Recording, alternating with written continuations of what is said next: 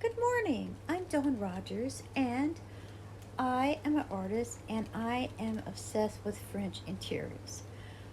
But let me ask you one thing. Do you believe if you change your environment, you can change your life? Well, that's exactly what happened to me. I lived in the shittiest, smallest little town in Louisiana. No culture. You have to drive forever to get anywhere. Nothing to do at all unless you're planning on driving 45 minutes or an hour away.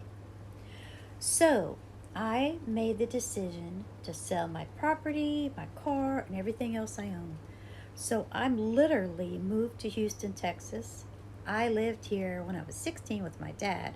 So it's not a new place. I spent most of the time in Dallas working as an architectural illustrator. So this area is not new to me. So I knew what it was going to be like as far as weather and environment, kind of. But of course, places change.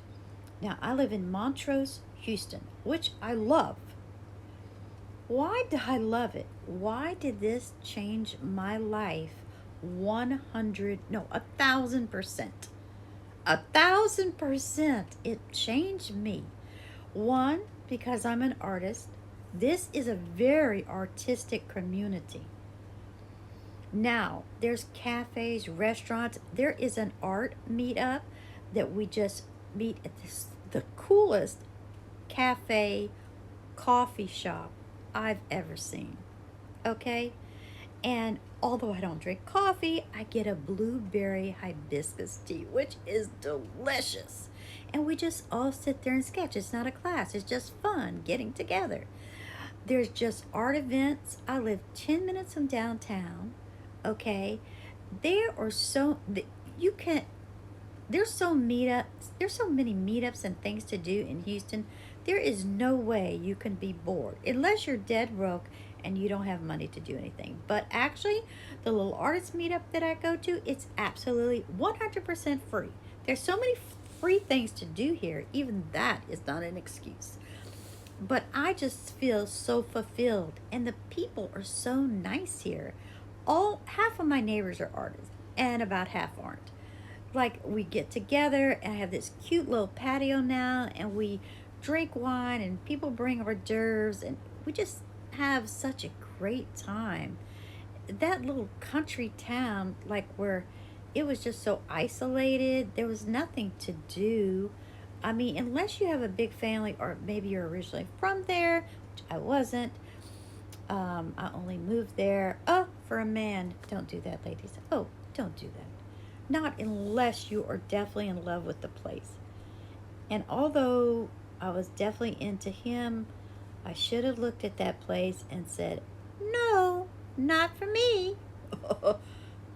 But anyway, lesson learned. Please, please, please pay attention to the place that you live, because it really can affect you. I was so depressed. I was I was just like, I was always feeling down. Even though I loved the property I had, it was a 1 acre, beautiful wooded property with a stream running down it. I mean, the property itself, when I was at the property, it was great. But like anything to do, like after a while, when you live alone, that gets boring. And so the things here in Houston, there's so much things to do and see, restaurants, cafes, and they're all so close to where I live in Montrose.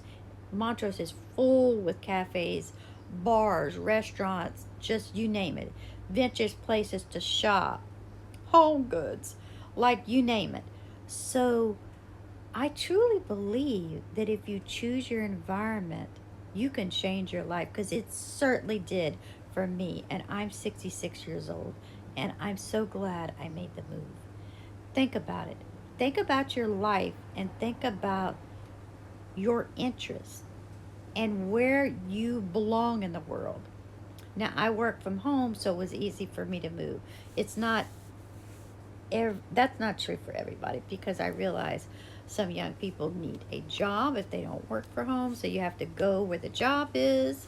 So, but believe me, if you can pick a place. Try your best to get a job there. Try to get uh, move there. Do whatever you can, because it can affect you in a very positive way. Now, if you pick the wrong place, it can affect you in a negative way. My son, which is a cybersecurity analyst, now he moved around a lot. He went from Dallas to LA. No, he went from Dallas to Rhode Island to LA. But in Rhode Island, he worked for the Navy, and he worked with these secret submarines, and it was all secretive and cool. They flew him to the Bahamas, and he says, I love my job, Mom, but I hate Rhode Island.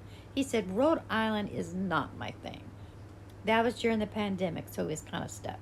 So after that, he just sent out his resume. And LA just came calling. So he wasn't like, I'm moving to LA, but that's just where he got a job. And he met his wife there, go figure.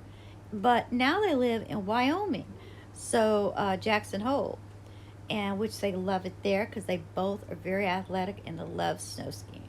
So I think truly you just need to find the place that is calling you.